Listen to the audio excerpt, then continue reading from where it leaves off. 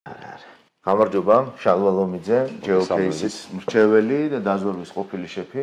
ჩვენთან ერთად დიდი მადლობა შენი დროისთვის, ყოველთვის საინტერესო არის დაზვერვის კუთხით საუბარი, მით უმეტეს უნდა ვისაუბროთ რეგიონზე, რომელიც დუხს, სადაც პროცესები ელვის სწრაფით ვითარდება და ეს ყველაფერი ჩვენს ირგვლივ, რა ვიცი 1000 კილომეტრის რადიუსში არც კი, ხო? ცოტა მეტი, ცოტა ნაკლები, გააჩნია რომელს ნაწეს კონკრეტულ ქვეყნებში. და მოდი დავიწყოთ საუბარი ისრაელ-ირანის დაპირისპირებაზე, რადგანაც ეს მიუხედავად იმისა, რომ ირანმა თითქოს იზეიმა ეს ყველაფერი, მივხვდით, რომ თლათ ასე მარტივად არ არის. განადგურებულია ის ობიექტები, ყოველ შემთხვევაში დაზიანება არის, დაბინძურებული ადგილებია. რის თქმა შეიძლება სად მიდის პროცესი და რა გამოავლინა აი ამ დაპირისპირებამ.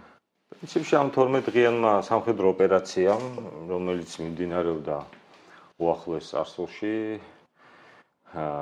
მისი შედეგები თუ ვიმსჯელებთ, დღეის მდგომარეობით ისრაელმა შეძლო მის წინაშე დასახული პირველადი ამოცანის გადაწყვეტა, ეს არის ირანის ხელთ არსებული ბირთვული პოტენციალის მაქსიმალური დაზიანება, რომელიც ჩვენს ხელთ არსებული ინფორმაციით, საჯარო სივრცეში არსებული ინფორმაციით საჭიროებს რამოდენიმე წლიან, ასე ვთქვათ, რეკონსტრუქციას, ისიც თუ გარკვეული ტიპის საერთაშორისო მხარდაჭერა ექნება ამ პროცესში, თავისი პარტნიორების მხრიდან, პარტნიორებს ვისაც გულისხმობ გასაგებია. მე ვფიქრობ, რომ ეს და მათი ბირთვული პოტენციალის აღდგენა ალბათ მინიმუმ 5-7 წელს მინიმუმ საჭიროებს აქტიური მუშაობის შემთხვევაში და ალბათ ასე ვთქვათ თანმიმდევრული მიდგომის შემთხვევაში კიდევ უფრო მეტ პერიოდს მოიცავს, რათა ირანმა შეძლოს იმ პოტენციალის აღდგენა, რომელიც ჰქონდა ამ საბრძოლო მოქმედებების განხორციელებამდე. რა ტიპის შედეგი დადგა? ისრაელმა თავისი ნომერ პირველი ამოცანა აღასრულა და შეძლო რეგიონში მის მოწინააღმდეგის მიმართ არსებული ამოცანას ისე გადაწყვეტა, რომ გარკვეულწილად შეამსუბუქა საკუთარი სახელმწიფოს მიმართ მომდინარე საფრთხები, კერძოდ ირანის ისლამური რესპუბლიკისგან. სამხედრო თვალსაზრისით რა ტიპის ოპერაცია ჩაატარა ისრაელმა, ამაზე ბევრი დაიწერა, ბევრი ითქვა. თუმცა აი დაზვერვის კუთხით გაცილებით საინტერესოა. სწორედ მაგ ნაწილს მინდა შევეხო. რამოდენიმე მომენტს გამოვყოფთ. ჩემთვის თვალშისაცემი რაც იყო. პირველი ეს იყო ის, რომ როდესაც ვაკვირდებოდი თუ როგორ მოქმედებდა ისრაელის სახელმწიფო, როგორ მოქმედებდა მისი თავდაცვის უწყებები, როგორ მოქმედებდა მისი სამხედრო დაზვერვა, როგორ მოქმედებდა მისი ცნობილი სპეციალური სადაზვერვო ორგანიზაცია მოსადი. პრაქტიკულად ჩვენ პირველივე დღეებში ნახეთ, რომ მოსადს მათ შორის დიდი ალბათობით სამხედრო დაზვერვასთან ერთობლივად ჰქონდა მომზადებული პრაქტიკულად მთელი ინფრასტრუქტურა იმისათვის, რათა ეს პირველი შოკირებული დარტყმა მიეყენებია მოწინააღმდეგისათვის და შედეგად ჩვენ ნახეთ ის ირანის ტერიტორიაზე გარკვეული ტიპის მათ შორის სამხედრო ოპერაციები, ნახეთ ზუსტი ინფორმაციის ფლობა მათი სამიზნე აუდიტორიის და სამიზნე, ასე ვთქვათ, თარგეტებთან მიმართებაში, ჰქონდა დაზუსტებული ინფორმაცია თუ სად იმყოფებოდნენ მათი, ასე ვთქვათ, დაინტერესების ობიექტები და ვნახეთ საკმაოდ საინტერესო მომენტი, როდესაც ისრაელმა გამოიყენა საინფორმაციო კამპანია, რათა თავმოყრა მოეხდინა მათი დაინტერესების ობიექტების ერთ კონკრეტულ კონცენტრაციის ადგილზე და ერთ კონკრეტულ დღეს მათ შეძლეს გადაეწყვეტათ ამოცანების გარკვეული რაოდენობა და მოახდინეს ლიკვიდაცია იმ პირებისა, რომლებიც წარმოადგენენ მათი მზარდი დაინტერესების ობიექტს. პარალელურად ჩვენ ვნახეთ თუ როგორ მოქმედებდა თავდაცვის სამინისტრო შეიარაღებული ძალები და როგორ ახდენდნენ მათ წინაშე ამოცანების გადაწყვეტას, როგორი სინქრონიზებული, ასე თანმიმდევრული, დროში გაწელილი და ასე ვთქვათ, ავტომატურად მოქმედი სისტემა იყო და შედეგად მივიღეთ ის, რაც მივიღეთ, ისრაელმა მიიღო შედეგად ის, რაც მიიღო, რომ მან შეძლო მინიმალური დანაკარგებით პრაქტიკულად გადაეწყვეტა ის ამოცანები, რომლის წინაშედაც იდგა სახელმწიფო. საპირისპირო მხრიდან რა მივიღეთ? საპირისპირო რა ვნახეთ? საპირისპირო მხრიდან ვნახეთ ქაოსი, ვნახეთ უმაღლესი თანამდებობის პირების, მათ შორის სამხედრო სარდლობის, მათ შორის სპეცსამსახურის გავლენიანი პირების დაუცველობის მაქსიმალური ხარისხი, ისრაელის სპეცსამსახურების ხედან მოწინააღმდეგის რიგებში ინფილტრაციის საუცხოო მაგალითები, ალბათ ისტორიული მაგალითები და ბევრი დაიწერება ამაზე მომავალში და ეს კიდევ ერთხელ რამაც ჩემი ყურადღება მიიქცია, ეს კიდევ ერთხელ აჩვენებს თუ რა დიდი სხვაობა არსებობს შემდეგ გარემოებებში, როდესაც ისრაელს როგორც სახელმწიფოს აქვს მოქნილი, ადეკვატური, სწორი დასავლურ ღირებულებებზე და დასავლურ ცოდნაზე დამყარებული მოქმედების სტრატეგია და ირანს, რომელსაც ჰქონდა იზოლაციურ პოლიტიკაში შექმნილი შიდა უსაფრთხოების სისტემა, რომელმაც კრახი განიცადა კონკრეტულად ამ საბრძოლო მოქმედებების დროს. ეს კიდევ ერთი თვალსაჩინო მაგალითი იმისათვის, რომ ვიცოდეთ თუ რა დიდი მნიშვნელობა აქვს, სად ვიღებთ განათლებას, რა ტიპის ცოდნას ვაგროვებთ, როგორი ტიპის პარტნიორები გვყავს და რაოდენ დიდი მნიშვნელობა აქვს იმის ხაზგასმას, თუ სად ხდება შენი უსაფრთხოების, თავდაცვის უნარიანობის განვითარება, გაზრდა და მისი ჩამოყალიბება როგორც ანგარიშგასაწევი ძალისა რეგიონში თუ შენს ქვეყანაში. ორი მომენტი, რამაც ჩემი ყურადღება მიიქცია, არაჩვეულებრივი, უმაღლეს დონეზე კოორდინაცია სპეცსამსახურებსა და ასე ვთქვათ, თავდაცვის სამინისტროს დანაყოფებს შორის და მეორე მომენტი, დასავლური ცოდნა, თანამედროვე ცოდნა და ასე ვთქვათ, იზოლაციის პირობებში დაგროვილი დიდი რესურსების მქონე სახელმწიფო, დიდი შესაძლებლობების, მაგრამ ნაკლები ცოდნისა და გამოცდილების, რამაც გვაჩვენა რეალურად როგორ შეიძლება საკითხი გადაწყდეს. ეს არის ერთ-ერთი საუკეთესო მაგალითი ჩვენთვის, საქართველოსთვის, რომელიც რეგიონში მრავალი გამოწვევების წინაშე დგას და კიდევ ერთხელ სამაგალითო სანიმუშო ფაქტი, საითკენ უნდა გქონდეს აღებული სწორება, რა ტიპის სისტემების მოწყობისკენ უნდა ვიყოთ ორიენტირებული და რაოდენ დიდი მნიშვნელობა აქვს სწორედ ამ განათლებისა და ცოდნის და მოქმედებების დაგროვების დროს სწორი სტრატეგიული პარტნიორის არჩევას. ეს არის თავისი ინსტიტუციების გამაგრებით და ასე შემდეგ და სამწუხაროდ ჩვენთან არ არის. მინდა შევეხო ბოდიში, მინდა შევეხო ერთ საკმაოდ საინტერესო მომენტს. ჩვენ დავაკვირდით, რომ ამ სამხედრო ოპერაციის დროს ისრაელის ხელისუფლებაში თითქმის ყოველ მეორე დღეს იმართებოდა ეროვნული უსაფრთხოების შეკრება, სადაც პრემიერ-მინისტრი მისი გუნდის წევრებთან ერთად განსაზღვრავდა კონკრეტულ ახლოვადიან თუ გრძელვადიან ამოცანებს. ბუნებრივია, ჩვენ ამ შეხვედრის შინაარსები არ ვიცით, მაგრამ მოქმედებებიდან გამომდინარე ხვდებოდით, რა ტიპის დამზღვევ ან შემტევით ოპერაციებს ახორციელებენ. სწორედ აქ მინდა შევეხო იმ მომენტს, რაც დღეს ჩვენ ქვეყანაში აქტუალური საკითხია, ეს არის ეროვნული უსაფრთხოების საბჭოს როლი და მისი, თქვათ, გავლენა ქვეყნის თუნდაც უსაფრთხოების თვალსაზრისით გარკვეული ტიპის მოქმედებების დაგეგმა განხორციელებაზე.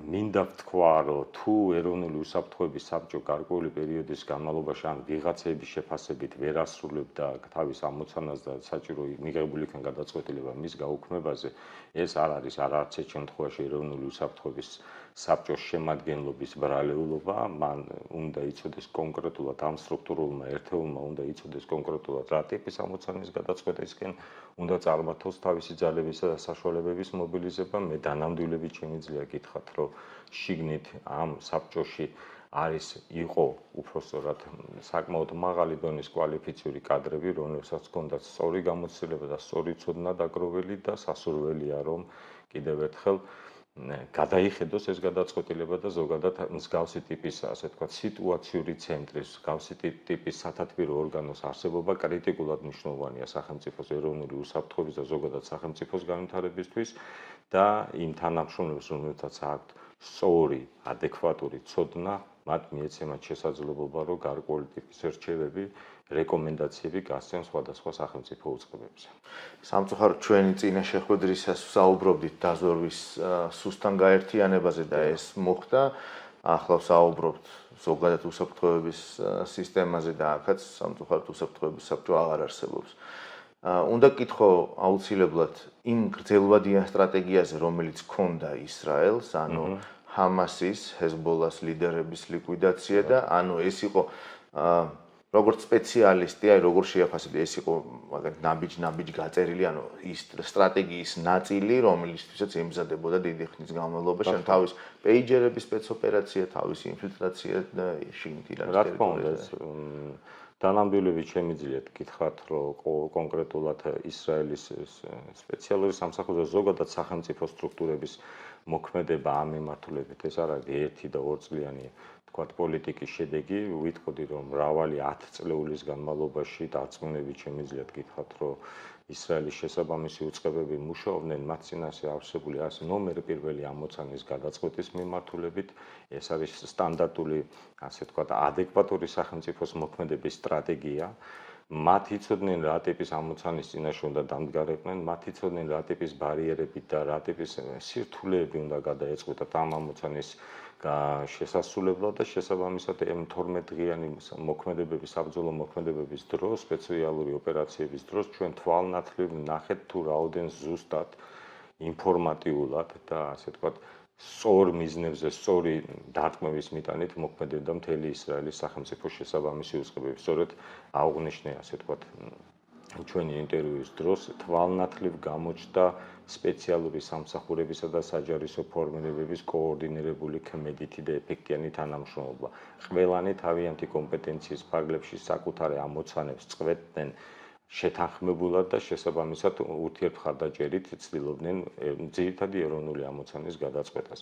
ეს ნამდვილად არის რამოდენიმე 10 წლეულის განმავლობაში არსებული ამოცანის გამოხმაურება და შეიძლება ითქვას, რომ ალბათ შესაბამის უწყებებში თაობები გაიზარდა ამ ამოცანების შესახებ კონკრეტული ინფორმაციის შეგროვების, კონკრეტული ოპერატიული პოზიციების შექმნის მიმართულებით და ალბათ ამ სამხედრო ოპერაციის დროს ისრაელის შესაბამის ცალკეულ უწყებებში გულისხმობ სადაზვერვო ორგანიზაციებს ალბათ გადაიხედება რიგი სტრატეგიები, ვინაიდან ამოცანის დიდი ნაწილი, გარკვეული ნაწილი შესრულებულია, გაჩნდა ახალი გამოწვევები, გაჩნდა ალბათ ახალი მოცემულობები და დღეს შეიძლება ჩვენი ინტერვიუის დროს კონკრეტული პირები უკვე ქმნიდნენ მოკლევადიან და გრძელვადიან სტრატეგიებს, რომელთა შედეგებს ჩვენ ალბათ ნახავთ რა შეიძლება 10 წლის მერე, 15 წლის მერე თუ უფრო მოგვიანებით კიდევ პერიოდში. ეს არის ურყევი პროცესი, კიდევ ერთხელ დაუბრუნდები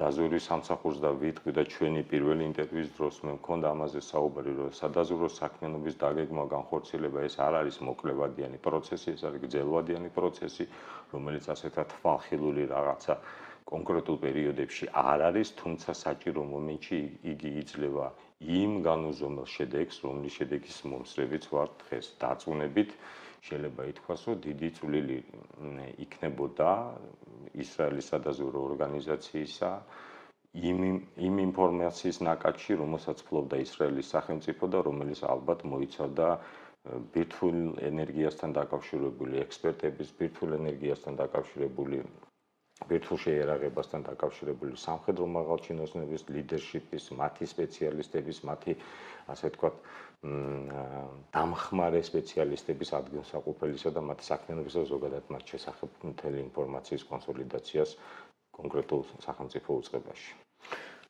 მინდა გთხოვო, რომ გავშალოთ კიდევ უფრო დიდი სურათი დავინახოთ და ჩვენს მაყურებელსაც დავანახოთ ამ მსმენელს. რა წააგო ირანმა აი ამ 12 დღის შედეგად რეგიონში. მიუხედავად იმისა, რომ ლავროვმა აგერ ბრიქსზე შეთავაზა კვლავ თავისი ფიზიკოსებით დახმარება, ბირთვული ფიზიკის სპეციალისტებით. მაგრამ მოდი რეგიონზე ვისაუბროთ, როდესაც ირანს რუსეთის ფედერაციის მხრიდან ქმედითი დახმარება სჭირდებოდა, პირველ რიგში ეს ქმედითი დახმარება ჩვენი შეფასებით და თვით ირანელების შეფასებით იმ კრიტიკულ მომენტში მათ ეს დახმარება ვერ იგრძნეს მიუხედავად მათი არაერთგზის მცდელობისა.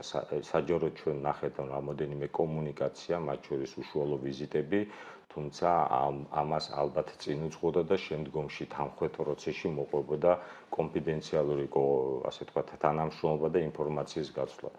ჩვენ შეგვიძლია ვთქვათ, რომ რუსეთის ფედერაცია მის სტრატეგიულ პარტნიორს რეგიონში ვერ გაუწია ის სათანადო დახმარება, რისი მოლოდინიც ირანის ისლამური რესპუბლიკის ხელისუფლებისგან არსებობდა. რა დაკარგა ამით ირანმა, რომ არ ვისაუბროთ იმაზე, თუ ბირთვული შეიარაღების თვალსაზრისით რა ტიპის კრახი განიცადა და რა ტიპის მდგომარეობაში ჩავარდა, რეგიონში გავლენის თვალსაზრისით სავარაუდოდ მას მოუწევს მრავალი წლის განმავლობაში თუ ამის რესურსი აქვს, ეგეც საკითხავია და ამას დრო გვიჩვენებს, საკუთარი ოპერირების გაზდა, რათა დააწმუნოს მინიმუმ სამეზობლო და რეგიონის ქვეყნები, რომ იგი კვლავ წარმოადგენს ანგარიშ გასაცევ ძალას რეგიონში და მისი სიტყვა ზუსტად იგი ისეთივე გეოპოლიტიკური ფასი ექნება, რაც ჰქონდა პირობითად მაისის თვეში, აპრილის თვეში ან შარშან. მე ვფიქრობ, რომ ამ ხრივ ირანის ისლამურმა რესპუბლიკამ გარკვეულწილად უკან დაიხია. მთელი რიგი რეგიონის სერიოზული მოთამაშეები ალბათ გადახედავენ ირანთან სამომავლო თანამშრომლობის საკითხებს. მყიფეა ვითარება თვითონ შინით ირანშიც, ახლა გვაქვს გარკვეული ტიპის ზედაპირული ინფორმაცია იმასთან დაკავშირებით, რომ გარკვეული ტიპის მოძრაობები შინითაც შეინიშნება. თვითონ სამხედრო ოპერაციის დროს ჩვენ ვნახეთ, რომ ირანიდან გამდენილი ცალკეული პოლიტიკურად აქტიური პირები გამოხატავდნენ გარკვეული ტიპის მოსაზრებას ირანში, გარკვეული ტიპის პოლიტიკური პროცესების ინიციირებასთან დაკავშირებით. ეს ვფიქრობ, რომ ჩემი სუბიექტური აზრია, რომ უკვალოდ არ ჩაევლის. ალბათ თვითონ ირანის საზოგადოება, ცალკეული სტრუქტურები, ცალკეული გავლენიანი პირები შეაფასებენ იმ ვითარებას, რაც ქვეყანაში მოხდა, მათ მოუწევს გარკვეული დამზღვევი ან რეაბილიტაციისაკენ მიმდინარე გარკვეული ნაბიჯების გადადგმა, ამას რა შედეგები მოყვება უახლოეს თვეებში ჩვენ ვნახავთ. ვფიქრობ, მაისის მდგომარეობით ირანის გავლენა რაც იყო რეგიონში, ის ალბათ განახევრებულია დღეის მდგომარეობით და მას მოუწევს თავის მოკავშირეებთანაც ურთიერთობების გადახედვა, მას მოუწევს რეგიონის გავლენიან ფინანსურად და გეოპოლიტიკურად გავლენიან სახელმწიფოებთან ურთიერთობების სხვა ჭრილში წაყვანა და ნახოთ მოვლენების შემდგომი განვითარება რეალურად გვიჩვენებს. ჩვენ არ უნდა დაგვავიწყდეს, რომ ირანი არის ეგრეთ წოდებული 3+2 ფორმატის ერთ-ერთი დამფუძნებელი და ასე ვთქვათ აქტიური მონაწილე, რომელშიც შედის ჩვენი მეზობელი ქვეყნები, არსებობს გარკვეული მოსაზრებები და რაღაცა მოლოდინები ჩვენთან მიმართებაში, საქართველოსთან მიმართებაში და იმედი მაქვს, რომ ეს ნაბიჯი არ იქნება გადადგმული და ალბათ არც აქვს ახლა ამ ეტაპზე მაგ ნაბიჯის გადადგმას რაიმე მიზანი და შედეგიც ვერ ექნება. შესაბამისად, ამ თუნდაც 3+2 ფორმატში არსებულ ქვეყნებსაც მოუწევთ მასთან ურთიერთობების გადახედვა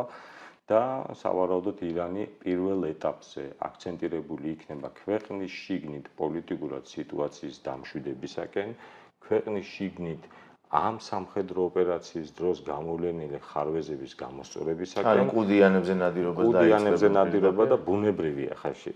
დახურული სახელმწიფოა, ღია საჯარო ინფორმაცია ამ სახელმწიფოს შესახებ ძალიან შეზღუდულ წრეებშია, თუმცა ლოგიკურად შეგვიძლია ვიმსჯელოთ, რომ ამ ხელა მიუხედავად იმისა, რომ იზეიმეს გამარჯვება რა გაიმარჯვოს, არ ვიცით, მაგრამ ყოველ შემთხვევაში იზეიმეს გამარჯვება, ვფიქრობ, რომ შიგნით ირანის საზოგადოებაში, პოლიტიკურ წრეებში, სამხედრო ისტაბლიშმენტში, გადაწყვეტილების მიმღებ პირებში არსებობს მოლოდინი და განცდა, რომ მათ დაუშვეს გარკვეული ტიპის დიდი შეცდომა, დიდი იყო მოწინააღმდეგეს მათთვის მოწინააღმდეგეს მხრიდან მათ ორგანიზაციებში შეღწევის მაჩვენებელი და შესაბამისად განიცადეს კრახი. მათ მოუწევთ ამ ყველაფრის გამოსწორება და პირველ ეტაპზე ალბათ აქცენტს გააკეთებენ ქვეყნის შიგნით სიტუაციის დამშვიდებისაკენ. დანარჩენის რო გვიჩვენებს. მე ვფიქრობ, რომ მიმდინარე წლის განმავლობაში გარკვეული ტიპის ასე ვთქვათ მიმართულებები თუ რა მიმართულებით აპირებს ირანი ახლოვადიან პერსპექტივაში თავისი საშინაოთო საგარეო პოლიტიკის გააქტიურებას ამ მიმდინარე წლის განმავლობაში გამოჩნდება. ალბათ გამოჩნდებიან ის აქტორებიც, რომლებიც 12 დღის განმავლობაში გამოჩნდნენ და იმედი არ დაიკარგებიან. ალბათ. უნდა კითხო მათი გამოჩენა არ იყო ალბათ ასე ვთქვათ სპონტანური მოვლენა, მე ვფიქრობ, რომ გარკვეულწილად როგორც სუბიექტური, ასევე სხვა ტიპის ინტერესებიც არსებობდა და მათი ჩართულობა ალბათ დროთა განმავლობაში თავის შედეგს გამოიღებს. აქ სასულიერო ლიდერის როლის თემა არის საკვანძო ფიგურა, ჩვენ ვიცით მისი ჯანმრთელობის მდგომარეობის საკითხი, ვიცით მისი შემცვლელის ძიებასთან მიმდინარე შიდა პოლიტიკური პროცესები და საკმაოდ საინტერესო მოვლენები გველოდება წინ. კიდევ ერთ სუბიექტზე მინდა გითხო რუსეთზე. რახან თქვენ აღნიშნეთ, რომ ვერ დაეხმარა სათანადოდ და გამოჩნდა ეს სამხედრო თვალსაზრისითაც მისი ჰაერსაწინააღმდეგო სისტემები იყო, იქ და ვერ იმუშავა. იქ სხვა რაღაცეებიც იყო, რომელმაც ასევე ვერ იმუშავა და თვითონაც საკუთარ ტერიტორიაზე ქონდა იმდაგვარი ოპერაცია ჩატარებული უკრაინელების მხრიდან, როგორც ისრაელმა ჩაატარა ირანის ტერიტორიაზე, ხო? შესუსტდა თუ არა რეგიონში, ან იკვეთება თუ არა რეგიონში რუსეთის ძალის შესუსტება განსაკუთრებით ირანთან მიმართებაში და საქართველოს უახლოეს მოსაზღვრე მეზობლებთან მიმართებაში, ანუ სომხეთსა და აზერბაიჯანთან. იმიტომ რომ იქაც ვხედავთ ძალიან აქტიურ გამწვავებას. საკმაოდ საინტერესო პროცესი მიმდინარეობს სომხეთის რესპუბლიკაში, აზერბაიჯანის რესპუბლიკაში. ირანთან მიმართებაში მე ინტერვიუის დროსაც აღვნიშნე, რომ ირანელები გაწყვილებულები არიან, ვინაიდან მათ ვერ მიიღეს ის დაპირებული მხარდაჭერა რუსეთის ფედერაციიდან, ჩვენ გვახსოვს რამოდენიმე სახელმწიფო მხრიდან გაკეთებული რამოდენიმე ოფიციალური განცხადება უпростоრად მხარდაჭერისა და მხარეების მოწოდებაზე, რომ შეწყვეტონ საბრძოლო მოქმედებები, თუმცა ალბათ ირანელებს ჰქონდათ უფრო მეტის მოლოდინი. ფაქტია, რომ რუსეთი როგორც სტრატეგიული პარტნიორი ნელ-ნელა ასე ვთქვათ, მიუღებელი, არასანდო, არასტაბილური ჩნდება. რამ განაპირობა? ალბათ პირველ რიგში განაპირობა იმან, რაც ხდება ბოლო 3 წელია უკრაინის ტერიტორიაზე. ეს საბრძოლო მოქმედებები ცალსახად აჩვენებს რუსეთის სამხედრო პოტენციალის კალებას და მისი შესაძლებლობების ეტაპობრივ ამოწურვას. მიუხედავად იმისა, თუ თვითონ როგორ აცხადებენ და რა შედეგები აქვს, მაგრამ ჩვენ გვაქვს შეფასების უნარი და შესაბამისად ხედავთ რა ტიპის მდგომარეობაში იმყოფება დღეს რუსეთის თავდაცვის სამინისტრო, მათ შორის სპეცსამსახურები, თქვენ აღნიშნეთ უკრაინელების მიერ ჩატარებული უნიკალური სპეციალური ოპერაცია, რაც მათი მფრინავი საშუალებების განადგურებისკენ იყო მიმართული, მე როგორც ამ სფეროს წარმომადგენელს, რაც უკვე ყოფილ წარმომადგენელს შემიძლია გითხრათ, რომ იყო საუკეთესო ოპერაცია, თავისი შინაარსით, თავისი სიმძიმით, ტექნიკური თვალსაზრისით, როგორ შეიძლება ეს ოპერაცია დაგეგმილიყო. ალბათ ბევრი დაიწერება ამ ოპერაციის თაობაზე და ეს კიდევ ერთხელ აჩვენებს თუ რა უსუსო მდგომარეობაში იმყოფება დღეის მდგომარეობით საბრძოლო მოქმედებების პირობებში რუსეთის სპეციალური სამსახურები წესით უნდა გამოიყურებოდნენ უფრო ადეკვატურად. თუ მათ ამის რესურსი გააჩნიათ როგორც ტექნიკური, ასევე გონებრივი და უფრო ქმედითად. ზოგადად რო ვთქვათ, ასე ვთქვათ, გვერდიდან რო შევხედოთ სიტუაციას, რუსეთის ფედერაციის შესაბამისი სტრუქტურები, პირველ რიგში უსაფრთხოების სამსახური, სამხედრო კონდაზვერის დანაყოფები, კონკრეტულად უსაფრთხოების ჯგუფები, რომლებიც ამ სამხედრო ობიექტების დაცვაზე იყვნენ ორიენტირებული, თავდაცვის სამინისტროს შესაბამისი დანაყოფები, რომელიც ჰაერის დაცვის მექანიზმები უნდა გაეკეთებიათ, არიან კრიტიკულად უმძიმეს მდგომარეობაში. უკრაინელების ოპერაცია იყო იდეალური, გათვლილი თავისი ყველა ხარვეზებზე, გათვლილი იმ კორუფციულ თემებზე და თემებთან დაკავშირებით, რაც დღეს რუსეთის ფედერაციაში არსებობს და ყველა ეს ხელის შემწყობი კომპონენტი იქნა გამოყენებული იმისათვის, რომ უკრაინას განეხორციელებია ის, რაც განახორციელა. რომ დაუბრუნდეთ რეგიონში რუსული გავლენის თემებს, სომხეთის რესპუბლიკაში ბოლო დღეების და ბოლო 2-3 კვირის განმავლობაში მიმდინარე პროცესების შეფასება ჩვენ რო არ შევაფასოთ პრინციპში სომხური პოლიტიკური ელიტა ამ პროცესს აფასებს როგორც რუსეთის ფედერაციის მხრიდან სომხეთის შიდა საქმეებში პოლიტიკურ კონტექსტში ჩარევის კომპონენტს და იკვეთება რომ რუსეთის ფედერაცია მისხათ არსებული ფინანსური თუ სხვა რესურსების გამოყენებით ამ შემთხვევაში გულისხმობ სომხეთის ეკლესიას ცდილობდა და ალბათ და დიდი ალბათობით ჩვენ არა გვაქვს წვდომა ასე ვთქვათ უფრო დეტალური ინფორმაციასთან მაგრამ დაწუნებული ვარ ეს იქნებოდა ალბათ შესაძლოა ეს ყოფილიყო ყარაბახის კლანი შესაძლოა ეს ყოფილიყო ყოფილი სამხედრო მოსამსახურეები ვეტერანები გარკვეული ტიპის საექსპერტო საზოგადოება რომლებიც გარკვეულწილად ცდილობს დაბრუნდეს სომხეთის ხელისუფლებაში და ხელში აიღოს სომხეთის მმართველობა სომხეთის დღევანდელი ხელისუფლების მოქმედებამ და მათმა განცხადებებმა ჩვენ გვიჩვენა, რომ რეალურად ადგილი ჰქონდა და ალბათ გარკვეულწილად დღეს კი მინელდა შედარებით, მაგრამ ალბათ რეალურად ეს პროცესი მიმდინარეობს.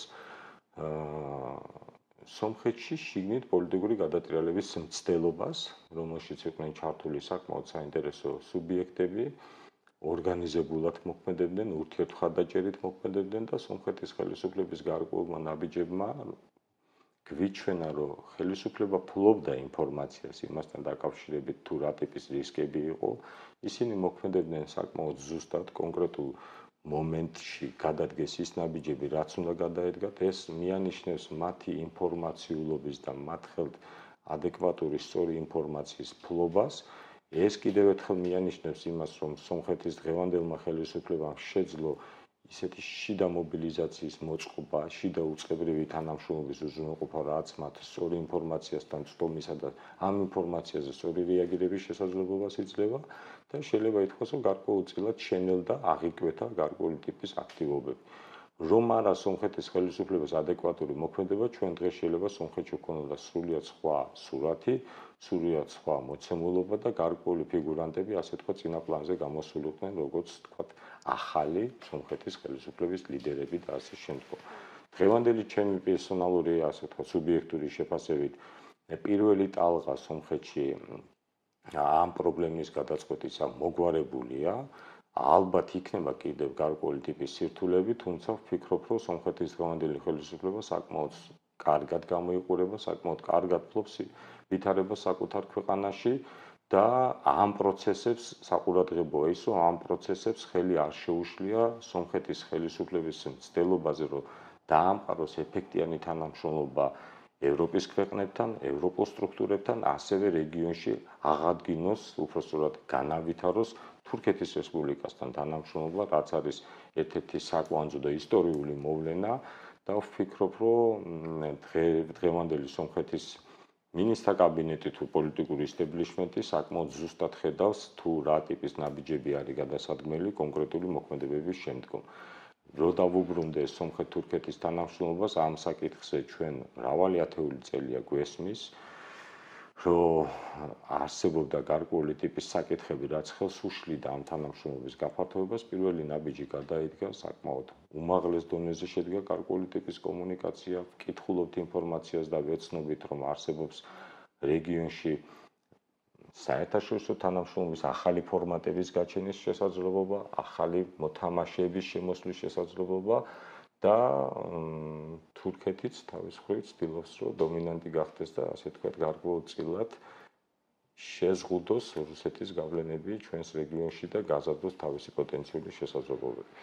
რა როლი აქვს ამ ყველაფერში, ან რა როლი შესაძლოა კონდეს გიუმრის 102 ბაზას ერთი და საქართველოს ოკუპირებულ ტერიტორიებზე არსებულ რუსულ ქვედანაყოფებს და არის თუ არა ამ სამკუთხედში ერთმანეთთან კავშირი. თვითონ ის ფაქტი, რომ სომხეთის ტერიტორიაზე, კონკრეტულ ლოკაციაზე არსებობს რუსული ამხელა დანაყოფი, რომელიც რამოდენიმე ათას სამხედრო მოსამსახურეს მოიცავს, თავისი აღჭურვილობით ბუნებრივია დღეს სომხეთის ხელისუფლებისთვის ეს არის პრობლემური საკითხი. თუმცა ბოლო განცხადებების მიხედვით, რასაც ჩვენ ხედავთ, გვაქვს ორი გარემოება. პირველი, რუსეთი ცდილობს, რომ გაზარდოს მისი სამხედრო შესაძლებლობები რიცხობრივად და ტექნიკური თვალსაზრისით გიუმრის 102 სამხედრო ბაზაზე, თუმცა სომხეთის ხელისუფლებას აქვს მკვეთრად გაცხადებული პოზიცია, რომ ეს ბაზა და იქ არსებული რუსული დანაყოფები ვერ იქნება გამოყენებული მესამე სახელმწიფოს მიერ მისი მეზობელი ქვეყნების, სომხეთის მეზობელი ქვეყნების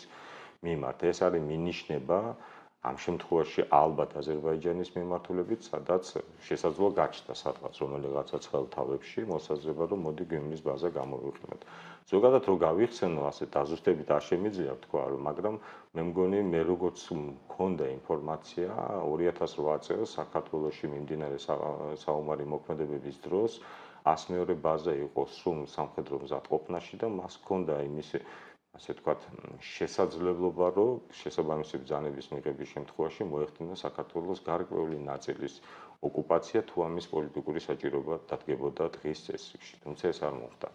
რაც შეეხება ჩვენს ოკუპირებულ ტერიტორიებზე არსებულ სამხედრო დანაყოფებს, ძალიან გულწრფელად ვიტყვი, თუ რუსეთის ხელისუფლებამ გადაწყვიტა, რომ 102 სამხედრო ბაზა მოიყვანოს საბრძოლო მოქმედებებში და ალბათ ეს გადაწყვეტილება ვერ იქნება მიღებული.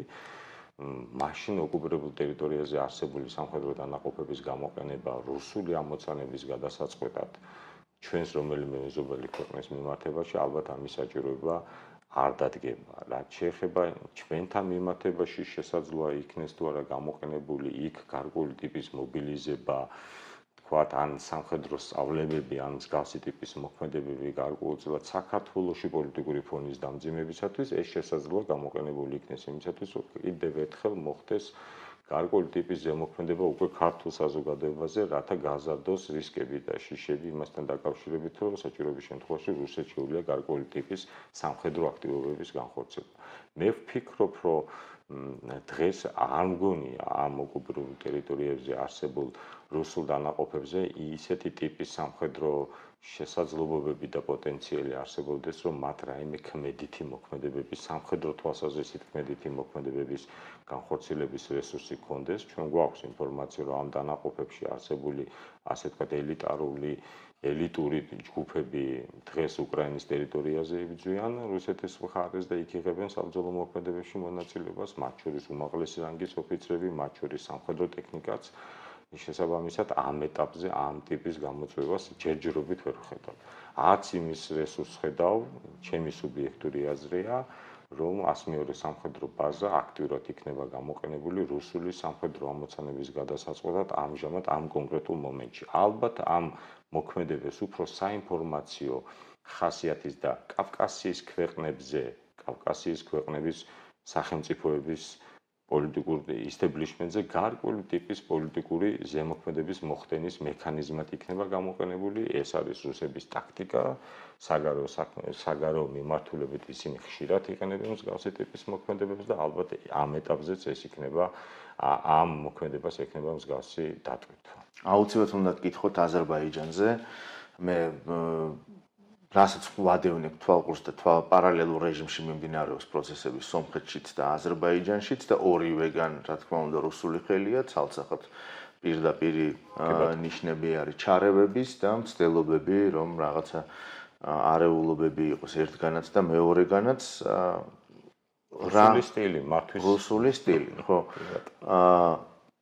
რა შეიძლება მოყვეს აზერბაიჯანთან მიმართებაში? დღევანდელი გადასახედით, ასე ვთქვათ, უახლოესი ბოლოდროინდელი ინფორმაციით შედარებით დამშვიდდა სიტუაცია, როგორც ჩვენ ხედავთ, თუმცა ეს არ გამორიცხავს, რომ სხვადასხვა კაბინეტებში, სხვადასხვა დონეზე იყო საკითხის აქტიური განხილვა. ის წინა პერიოდის ამბებს რო დავუბრუნდეთ, რეალურად ჩვენ ნახეთ, რომ ეთნიკურ ნიადაგზე დაწყებული დაპირისპირება გადაიზარდა ადამიანთა წინააღმდეგ წარმოუდგენელ მოქმედებებში, რომელსაც მოყვას მსხვერპლი და ბუნებრივი რეაქცია აზერბაიჯანის ხელისუფლებისა იყო სრულიად ბუნებრივი რეაქცია, იგი შეეცადა საკუთარი მოქალაქეების უფლებებისა და საკუთარი სახელმწიფოს ავტორიტეტის დაცვას.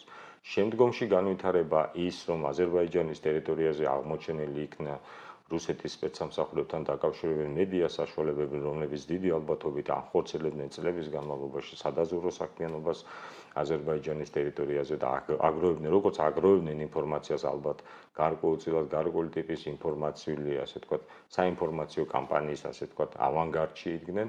ეს მოქმედებები მიგვანიშნებს იმაზე, რომ დაძაბულობა რაღაც მომენტში ავიდა პიკზე, თუმცა ბაქოსა და მოსკოვს შორის არსებული ურთიერთობების გათვალისწინებით მოსალოდნელიც იყო, რომ ეს პიკური სიტუაცია ორთქლის გამოშვების პრინციპით შედარებით დაცხრებოდა, მაგრამ ეს არ გამორიცხავს, რომ ეს საკითხი მიეცემა დავიწყებას.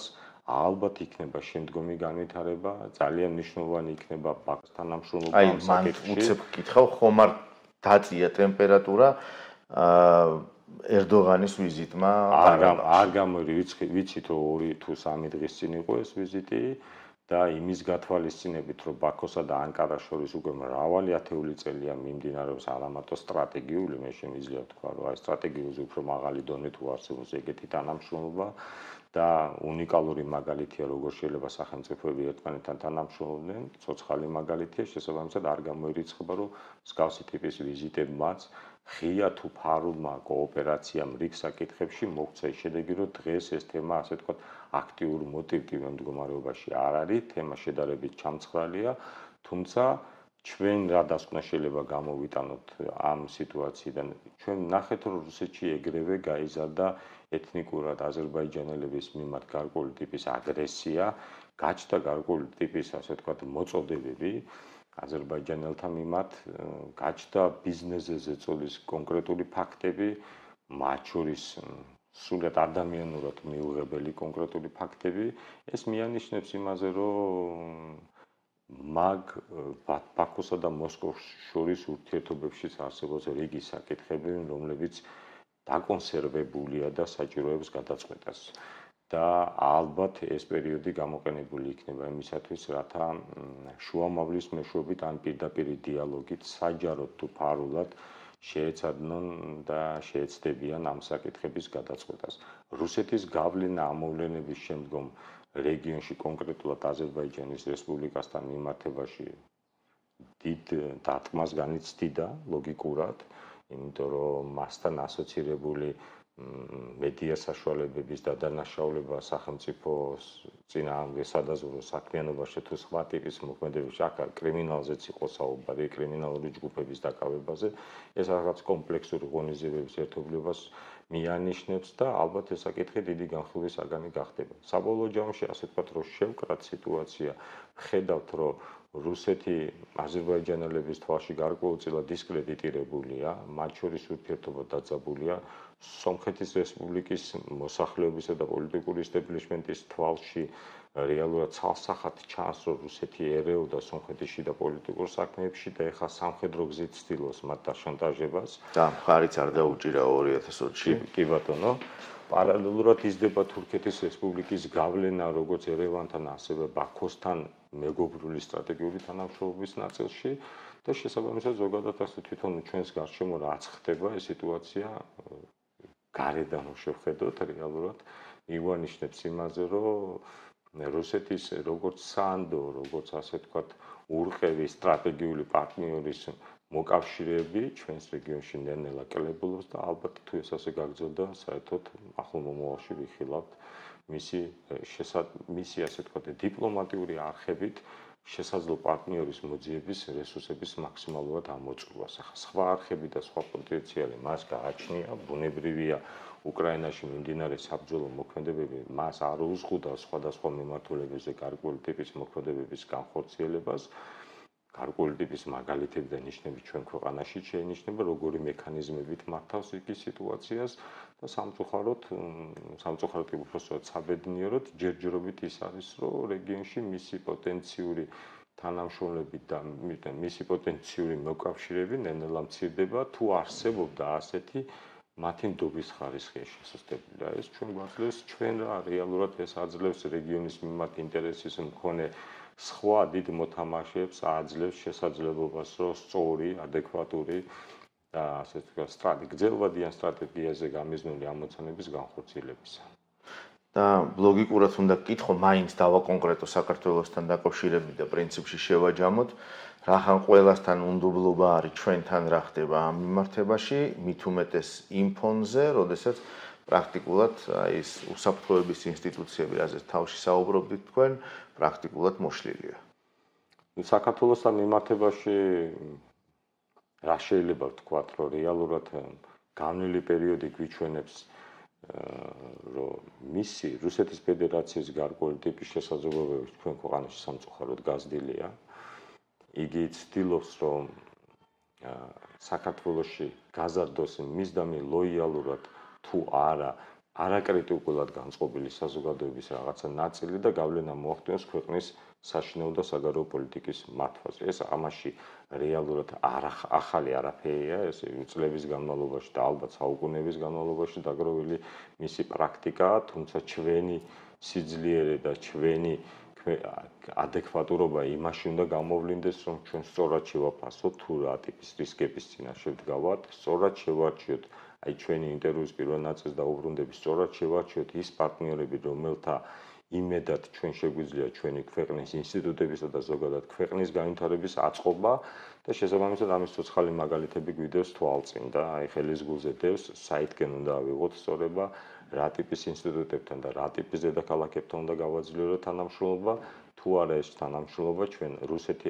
აუცილებლად შეეცდება საგარეო პოლიტიკურ ვექტორში არსებული ხარვეზების დაბალანსება სხვა კონკრეტული მიმართულებით და ამ შემთხვევაში შეგვიძლია თამამად თქვა საქართველოსთან მიმართებაში გარკვეული ტიპის მოქმედებებს, რაც მისცემს მათ იმის თქმის შესაძლებლობას საკუთარი შიდა საზოგადოებისთვის, რომ მიუხედავად იმის, რომ გარკვეულ მიმართულებებზე მას აქვს გარკვეული ხარვეზები თუ წარუმატებლობები, კონკრეტულ მიმართულებაზე მას აქვს კარგი შედეგი.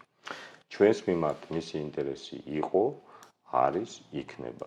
მოქმედების სხვადასხვა ტექნოლოგია როგორ შეეცდება იგი საკუთარი სახელმწიფო ინტერესების გატარებას ჩვენს ქვეყანაში, რომელსაც ბევრი გამოწვევა აქვს, არის სამხედრო მექანიზმები, არის ინფორმაციული თემები, არის ქვეყნის შიგნით ცალკეული ჯგუფების და სოციუმების შექმნა, რომლებიც გაავრცელებენ რუსულ ნარატივს და შეცვლიან საზოგადოების დამოკიდებულებას და ჩვენი საერთაშორისო პარტნიორებთან ჩვენი ურთიერთობების მაქსიმალური დაზიანება, რათა გამორიცხოს მათი შესაძლო ჩართულობა ჩვენი ქვეყნის ინსტიტუციური თუ ზოგადად საგარეო პოლიტიკური ან საქვეყნოს შიგნით განვითარებაში.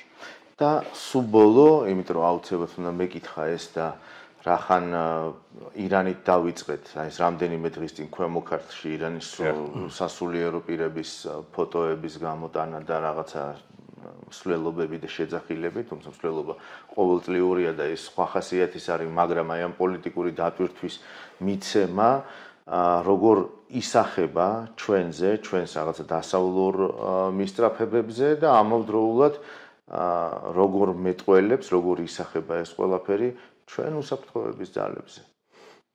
სასურველი თემა ძალიან სუბიექტურად ვიტყოდი, სასურველი იქნებოდა, რომ ნაკლები ატრიბუტიკა ყოფილიყო, ზოგადად ვინაიდან ვიცით, რომ ფონი არის დამძიმებული, ამის სხვადასხვა ტიპის მექანიზმები არსებობს, თუნდაც იმ საზოგადოებასთან ღია გულწრფელი საუბარი, რომ კონკრეტულად თქვა, რაღაც კონკრეტულ მომენტში რაღაცა ტიპის გამოვლენებებისგან თავის შეკავება იქნებოდა სასურველი ან მისაღები, თუმცა